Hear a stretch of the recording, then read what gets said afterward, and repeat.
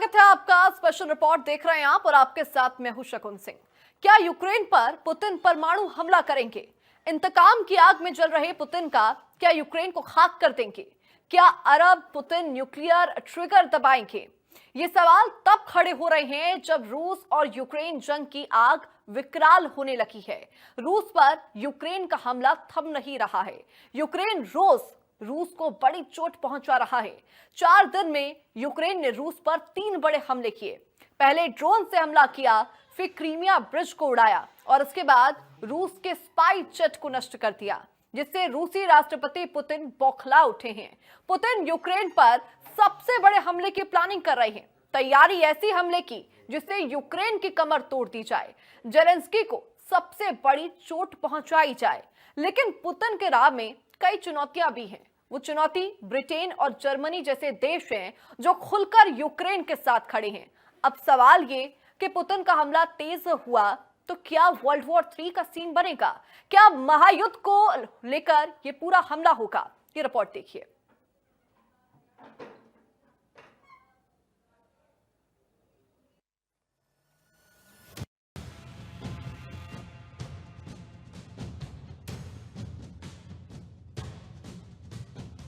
क्या world war का trigger दब गया है?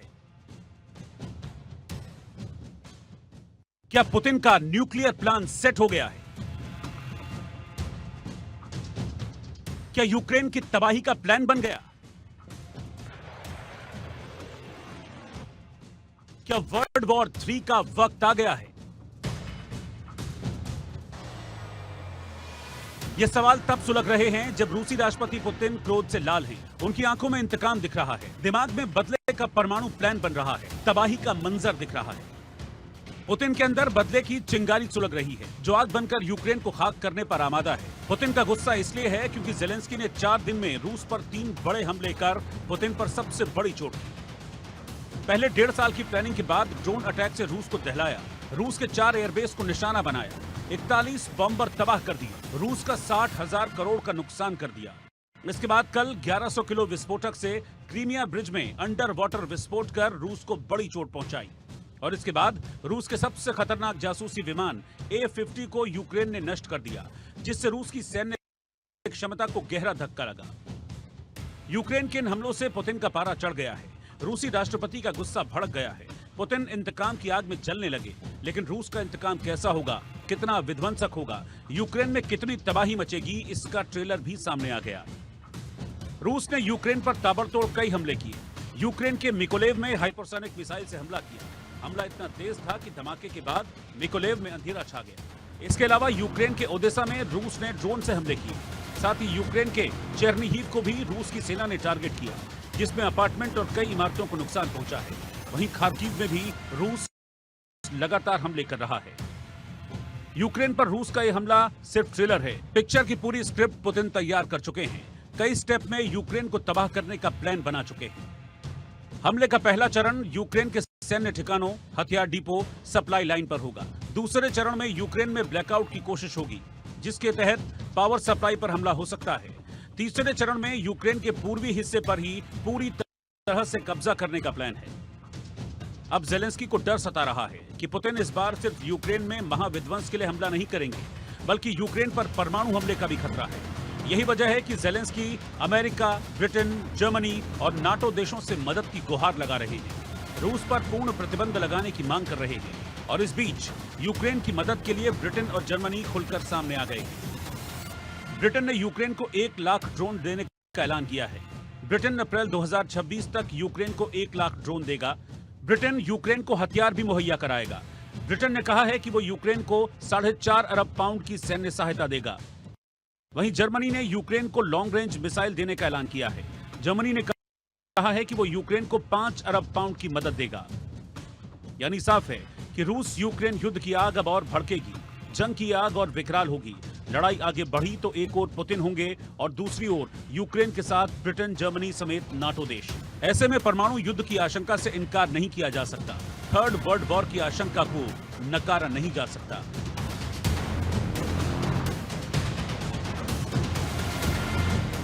Bureau report, India news. Pakistan से तनाव के हालात के बीच में भारत अपने हथियारों का जखीरा बढ़ा रहा है।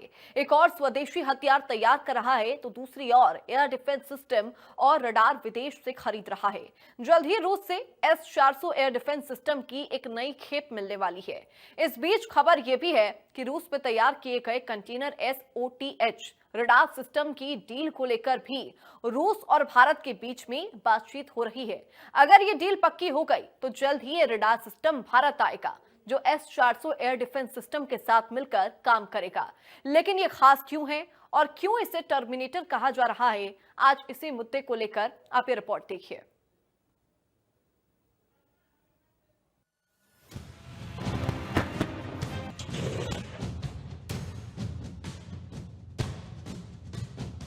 भारत का नया शिकारी तैयार, पाकिस्तान में मचाएगा हाहाकार।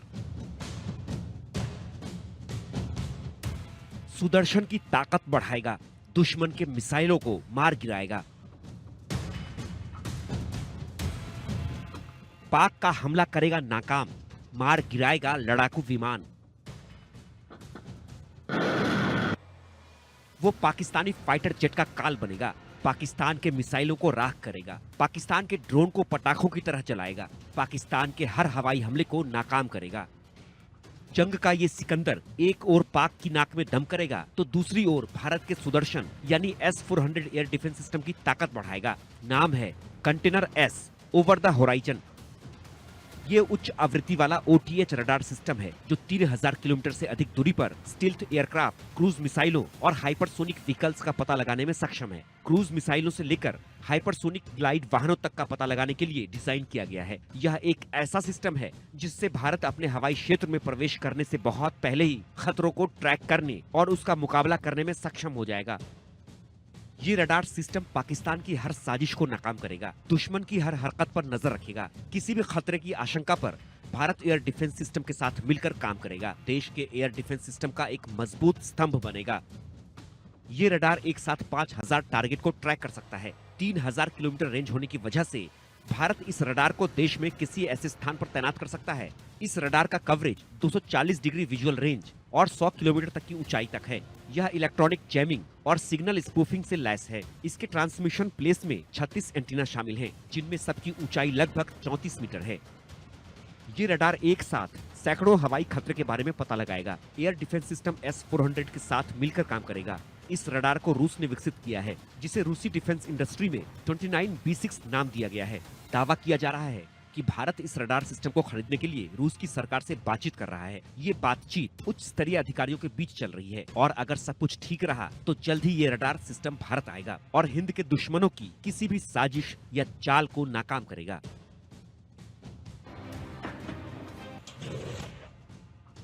Bureau report, India news.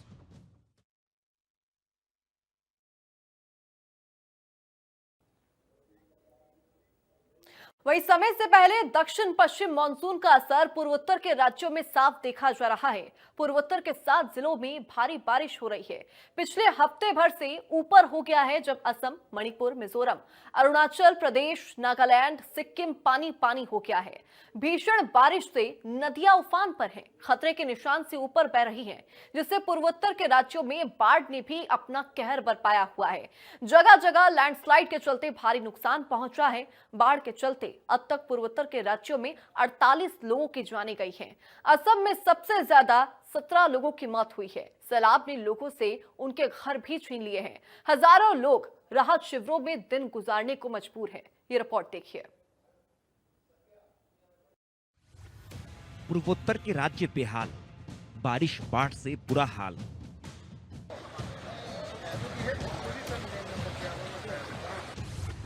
सात राज्यों में आफत में जान, 48 लोगों के गए प्राण।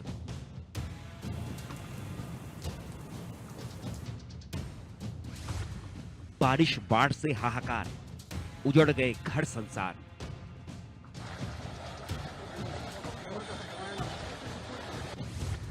सात नदियों में भीषण उफान, पार खतरे का निशान। Water alert. जिन पूर्वोत्तर राज्यों से सूरज की पहली किरण भारत की धरती पर कदम रखती है, आज उन पूर्वोत्तर के राज्यों में आसमानी आफत बरस रही है।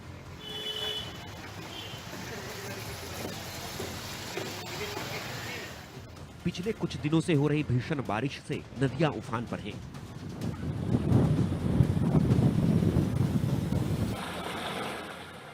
खतरे के निशान को तोड़ते हुए विकराल बाढ़ का रूप धर चुकी हैं।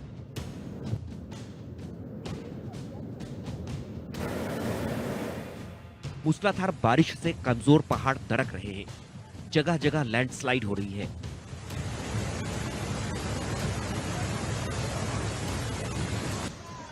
असम, मणिपुर, अरुणाचल, मिजोरम, नागालैंड बारिश और बाढ़ की चपेट में आकर कराह रहे हैं।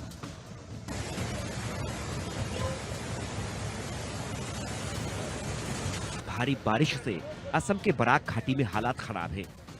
एक दिन में रिकॉर्ड 500 मिलीमीटर बारिश दर्ज की गई है। मानो एक ही दिन में पूरे मौसम की बरसात हो गई।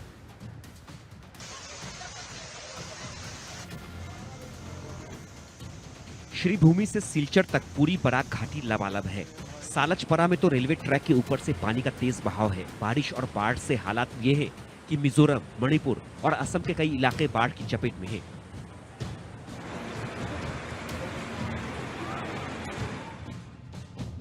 हालात इतने विकट हैं कि मुख्यमंत्री हिमंत विश्व शर्मा ने बराक घाटी और श्रीभूमि जिले का दौरा किया, बाढ़ग्रस्त इलाकों का जायजा लिया, राहत कैंपों में बाढ़ पीड़ितों से मुलाकात की। बाढ़ पीड़ितों तक हर संभव मदद पहुंचाई जा रही है। बच्चों के खाने से लेकर पशुओं के चारे तक की व्यवस्था करवाई गई। कल हम लोग के मुख्यमंत्री डॉक्टर हिमंत विश्व शर्मा महोदय बराक सफर में आया था और पूरा जानकारी ली और आने वाला 2 दिन बाद मुख्यमंत्री हम लोग के श्रीभूमि जिले में आएंगे और वहाँ में भी पूरा जहाँ जहाँ ओवरटॉप हुआ, जहाँ डाइक थोड़ा खराब हुआ, वहाँ परिदर्शन करने के लिए आएंगे और उसका बाद रिव्यू मीटिंग करके जो जो व्यक्ति ये फ्लड के कारण उन लोगों का जो क्षति हुआ उसका जानकारी लेके उन लोगों को हेल्प करने के लिए व्यवस्था हाथ में लेना है। असम में बाढ़ से मंगलवार को 6 और लोगों की मौत के बाद आंकड़ा 17 पहुंच गया है। 29 मई से हो रही बारिश और बाढ़ से सिक्किम समेत 7 राज्यों में मरने वालों का आंकड़ा करीब 48 पहुंच गया है। बाढ़ और बारिश से असम में 17 मौत, अरुणाचल में 12 लोगों की मौत, मेघालय में 6 की गई जान, मिजोरम में 5 की मौत, सिक्किम में 4 की मौत, त्रिपुरा में 2, नागालैंड में 1 और मणिपुर में 1 व्यक्ति की मौत हो गई। पिछले करीब 1 हफ्ते से हो रही बारिश और बाढ़ से असम सबसे ज्यादा प्रभावित हुआ है। असम राज्य आपदा प्रबंधन प्राधिकरण की रिपोर्ट के मुताबिक बारिश और बाढ़ से राज्य के 21 जिलों में 6,33,000 से अधिक लोग प्रभावित हैं। 1,506 गांवों में 14,739 हेक्टेयर फसल भूमि प्रभावित हुई है। ब्रह्मपुत्र और अन्य 6 नदियां खतरे के निशान से ऊपर बह रही हैं। 165 राहत शिविर और 157 राहत वितरण केंद्र संचालित किए जा रहे हैं। 31,212 लोगों ने राहत शिविरों में शरण ली है। अरुणाचल प्रदेश में भी बारिश और बाढ़ ने कहर बरपाया है। लगातार बारिश से लैंडस्लाइड और जलभराव का डर बना हुआ है। बाढ़ से 23 जिलों में 3,000 से अधिक लोग प्रभावित हैं। चांगलांग के 6 गांव जलमग्न होने से 2,231 लोग बेघर हो गए। दिबांग घाटी और अंजौर जिलों में लैंडस्लाइड। राज्य की कई नदियों में उफान। मणिपुर में भी हालात कमोबेश असम जैसे ही बने हुए हैं। घरों में बाढ़ का पानी घुस गया है। घरों में रखे सामान पानी में डूबे हैं। राजधानी इम्फाल के कई इलाकों और इम्फाल पूर्वी जिले पानी पानी है। इन इलाकों में नदियों का पानी भर चुका है। मणिपुर में 1 लाख से ज्यादा लोग प्रभावित हैं। 10,477 घर क्षतिग्रस्त हुए हैं। 80 राहत शिविरों में लोगों ने शरण ले रखी है। नागालैंड में भी भारी बारिश से जीवन उथल पुथल हो गया है। भारी बारिश से कोहिमा के फेसाना गांव में NH2 का 50 मीटर हिस्सा बह गया, जिससे नागालैंड और मणिपुर के बीच आवाजाही पर असर पड़ा है। मणिपुर जाने वाले 100 से ज्यादा माल लदे ट्रक रास्ता न होने से सड़क पर ही फंसे पड़े हैं। मिजोरम में बारिश और बाढ़ से कई लैंडस्लाइड की घटनाएं हुई हैं। पूर्वोत्तर राज्यों में आई प्राकृतिक आपदा से बिगड़े हालात पर केंद्र सरकार भी नजर बनाए हुए है। प्रधानमंत्री नरेंद्र मोदी ने खुद असम और सिक्किम के मुख्यमंत्रियों से बात की और हालात का जायजा लिया। बाढ़ के खतरे से निपटने के साथ ही राहत और पुनर्वास के लिए केंद्र सरकार ने हर संभव मदद का आश्वासन दिया है। Bureau report, India news.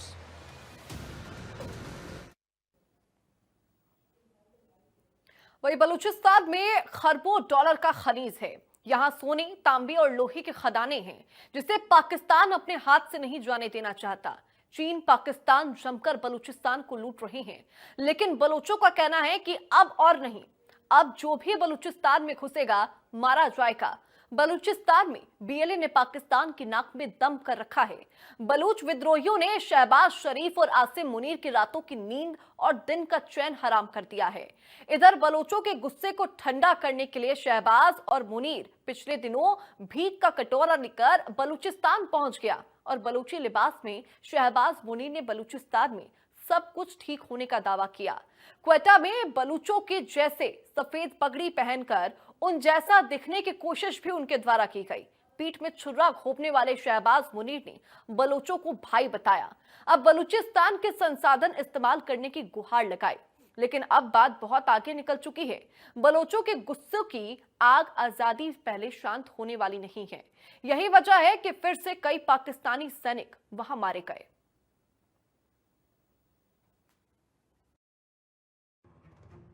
Balochistan Pakistan के हाथ से निकल गया है। बलूचिस्तान में मुनीर की सेना का हौसला चकनाचूर। शहबाज मुनीर का सरेंडर नहीं थमेगा बीएलए का बवंडर। बलूचिस्तान में बम फटना, गोली चलना, पाकिस्तानी सैनिकों की मौत होना अब आम बात हो गई है। इस बार केच जिले के कुंदकपरन इलाके में बीएलए ने 2 वाहनों पर घात लगाकर हमले किए, जिसमें 4 पाकिस्तानी सैनिककर्मी मारे गए और कई घायल हो गए। कलात के मंगोचर में बीएलए का हमला हुआ, जिसमें 2 पाकिस्तानी सैनिक मारे गए। बलूचिस्तान लिबरेशन फ्रंट ने पाकिस्तानी सेना पर कई हमलों के वीडियो जारी किए हैं, जिसमें देखिए कैसे जगह जगह पाकिस्तानी सैनिकों के लिए मौत बिखरी पड़ी है। दरअसल बलूचिस्तान में बिगड़ती स्थिति की वजह से बीएलए पाकिस्तान के गले की फांस बन चुका है। इसकी वजह है पाकिस्तानी सरकार की बलूचों की उपेक्षा करना और सेना के निर्देश पर बलूचों का अपहरण और हत्या करना। ऐसे में बलूच नेता, विद्रोही और जनता खुद को पाकिस्तान से अलग करते हुए आजाद बलूचिस्तान के रूप में अपना अलग देश चाहते हैं, लेकिन पाकिस्तान सरकार और सेना ऐसा नहीं होने देना चाहती। लेकिन बलूच लड़ रहे हैं। बलोच लिबरेशन आर्मी सुराब शहर पर पहले ही कब्जा कर चुकी है। अब उन्होंने मस्तुंग में भी कई इलाकों पर कब्जा कर लिया है। बलूचिस्तान के अन्य शहरों पर भी बीएलए के कब्जा करने का खतरा बढ़ गया है, जिससे पाकिस्तानी सेना अलर्ट हो गई है। सैनिकों की तैनाती बढ़ा दी गई है ताकि बीएलए को कामयाबी न मिले। पुलिस भी सेना की मदद कर रही है।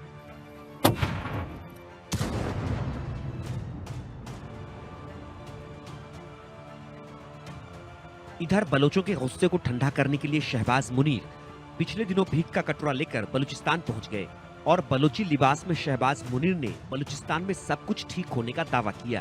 क्वेटा में बलोच जैसी सफेद पगड़ी पहनकर उन जैसा दिखने की कोशिश भी की गई। बलोचों को भाई बताया, बलूचिस्तान के संसाधन इस्तेमाल करने की गुहार लगाई, लेकिन अब बात बहुत आगे निकल चुकी है। बलोचों के गुस्से की आग आजादी से पहले शांत होने वाली नहीं है। आपको बता दें, बलूचिस्तान में सोने, तांबे और लोहे की खदानें हैं। बलूचिस्तान दुनिया का खनिजों का संग्रहालय है। वैश्विक बाजारों में बलूचिस्तान के दुर्लभ खनिजों के दाम 100 ट्रिलियन पाउंड से ज्यादा हैं। पाकिस्तान और चीन बलूचिस्तान के 5% संसाधनों को निकालने में सफल रहे हैं। 95% संसाधनों की खोज और खनन अभी बाकी है। लेकिन आलम यह है कि सेंदक गोल्ड माइंस में काम करने वाले स्थानीय बलूचों को इतना भी मेहनताना नहीं मिला कि वो ईद बकरीद के त्योहार पर अपने बच्चों के लिए एक जोड़ी जूते और कपड़े खरीद सके, अपना कच्चा घर पक्का कर सके। शायद यही वजह है कि इस बार बलोच शहबाज और मुनीर के साथ कोई समझौते या संधि को स्वीकार नहीं करना चाहते हैं। Bureau report, India news.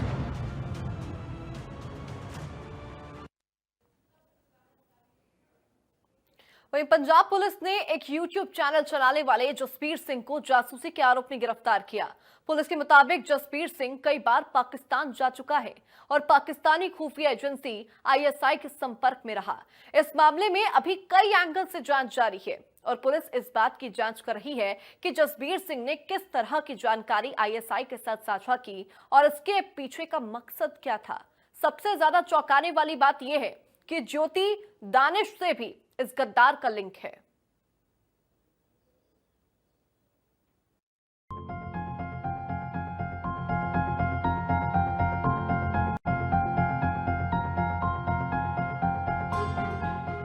देश का गद्दार, एक और जासूस गिरफ्तार। दुश्मन का मददगार, आईएसआई से जुड़े तार। ज्योति से करीबी, दानिश से यारी। आईएसआई का मोहरा, पुलिस ने कसा शिकंजा। ज्योति, तुफैल, हारून, जासूसों की ये फहरिस्त बहुत लंबी है जो देश में रहकर ही देश से गद्दारी कर रहे हैं। इस लिस्ट में अब एक और नाम शामिल हो गया है और वो है जासूस जसबीर सिंह का, जिसे पंजाब पुलिस की स्टेट स्पेशल ऑपरेशन सेल ने रूपनगर के महला गांव से धर दबोचा। पिछले कुछ महीनों से सुरक्षा एजेंसियां देश में छिपे पाकिस्तानी जासूसों पर शिकंजा कस रही हैं, जासूसी नेटवर्क का पर्दाफाश कर रही है। इसी कड़ी में जब पंजाब पुलिस ने जासूस जसबीर सिंह को गिरफ्तार किया तो उसकी गद्दारी के तार पड़ोसी मुल्क पाकिस्तान तक जा पहुंचे। आईएसआई के लिए काम, जासूस ज्योति से कनेक्शन, ऐसे कई खुलासों ने पंजाब पुलिस के भी होश उड़ा दिए। जसबीर को गिरफ्तार कर पुलिस ने छानबीन शुरू की तो सामने आया कि जसबीर एक यूट्यूबर है जो जान महल नाम का एक चैनल चलाता है। जसबीर पर पाकिस्तान की खुफिया एजेंसी आईएसआई के साथ मिलकर जासूसी करने का आरोप है। उसके मोबाइल में कई पाकिस्तानी नंबर मिले हैं जिनकी फॉरेंसिक जांच चल रही है। इसके अलावा पुलिस उसके इलेक्ट्रॉनिक डिवाइसेस को भी खंगाल रही है ताकि पता लगाया जा सके कि दुश्मन के साथ मिलकर जसबीर कौन से नापाक साजिशों के जाल बुन रहा था। पंजाब पुलिस की जांच पड़ताल शुरू हुई तो जसबीर के जासूसी कांड की परतें एक के बाद एक खुलती गईं। जांच में पता चला कि जसबीर शाकिर उर्फ जट रंधावा के साथ संपर्क में था। रंधावा आईएसआई का एक प्रमुख ऑपरेटिव है, वहीं जसबीर का हैंडल था और उसी के कहने पर जसबीर अपने देश से खुफिया जानकारी दुश्मन मुल्क को भेज रहा था। इतना ही नहीं, वो पाकिस्तान के अधिकारी दानिश के संपर्क में भी था। वही दानिश जो जासूस ज्योति के साथ भी कई बार नजर आया, वही दानिश जो पाकिस्तान की यात्रा में ज्योति का मददगार बना। अब उसी दानिश से जसबीर के भी तार जोड़ रहे हैं। जसबीर ने 2024 में दिल्ली में पाकिस्तान हाई कमीशन में आयोजित पाकिस्तान नेशनल डे के कार्यक्रम में दानिश के निमंत्रण पर हिस्सा लिया था। इस कार्यक्रम में उसकी मुलाकात पाकिस्तान सेना के अधिकारियों और कुछ व्लॉगर्स से हुई जो खुफिया गतिविधियों से जुड़े थे। बस यहीं से शुरू हुई दुश्मन के मददगार बनने की कहानी, उनको जानकारी देकर देश से गद्दारी करने की कहानी। जानकारी के मुताबिक जसबीर साल 2020, 2021 और 2024 में 3 बार पाकिस्तान की यात्रा कर चुका है। जसबीर का हरियाणा के जासूस यूट्यूबर ज्योति मल्होत्रा से भी कनेक्शन सामने आया है। दावा है कि जसबीर ज्योति के संपर्क में था, लेकिन जब सुरक्षा एजेंसियों ने ज्योति पर शिकंजा कसा तो जसबीर अलर्ट हो गया। उसने अपने डिवाइसेस से पाकिस्तानियों के साथ संदेशों को मिटाने की कोशिश की ताकि वो पकड़ा न जाए, लेकिन पुलिस की सतर्कता ने उसे बेनकाब कर दिया। जसबीर सिंह सिर्फ कोई एक नाम नहीं है जो अपने देश से गद्दारी कर रहा है। ऑपरेशन सिंदूर की शुरुआत के बाद से पाकिस्तान के लिए जासूसी के आरोप में कई लोगों को पुलिस ने गिरफ्तार किया है। ज्योति मल्होत्रा हरियाणा के हिसार की रहने वाली यूट्यूबर, देविंदर सिंह जिसे हरियाणा के कैथल से गिरफ्तार किया गया, यूपी के मुरादाबाद से गिरफ्तार शहजाद को धर दबोचा, हरियाणा के नूह से अरमान, नोमान इलाही यूपी के कैराना का रहने वाला हरियाणा के पानीपत में गिरफ्तार हुआ, पंजाब के बठिंडा से राकिब, पंजाब के अमृतसर से पलक शेर मसीह की गिरफ्तारी हुई, पंजाब के अमृतसर से ही सूरज मसीह, पंजाब की रहने वाली गजाला, पंजाब का ही निवासी यासीन मोहम्मद को भी पुलिस ने गिरफ्तार किया। मोहम्मद तारीफ हरियाणा के नूह में पकड़ा गया। सुखप्रीत सिंह की गुरदासपुर से गिरफ्तारी हुई। करणबीर सिंह पर भी गुरदासपुर से ही शिकंजा कसा गया। सुरक्षा एजेंसियां जिस तरह से दिन रात कार्रवाई कर जासूस कांड का पर्दाफाश कर रही हैं, ऐसे में इस फहरिस्त का लंबा होना तय है, क्योंकि भारत के खिलाफ कोई भी गद्दारी और साजिश बर्दाश्त नहीं की जाएगी। जसबीर सिंह के मामले में फिलहाल पंजाब पुलिस ने एफआईआर दर्ज कर ली है और जसबीर से पूछताछ कर हर एंगल से जांच पड़ताल की जा रही है। हर कनेक्शन खंगाले जा रहे हैं कि कहीं क्या ज्योति के अलावा भी जसबीर किसी के संपर्क में था। दानिश के साथ साथ और जसबीर के कितने मददगार थे जो पाकिस्तान तक पहुंचाने के लिए उसकी मदद कर रहे थे। अब छानबीन शुरू हुई है तो कई खुलासे होंगे, कई नाम भी सामने आएंगे। पाकिस्तान की हर उस साजिश का पर्दाफाश होगा जो भारत को दहलाने के लिए की जा रही थी।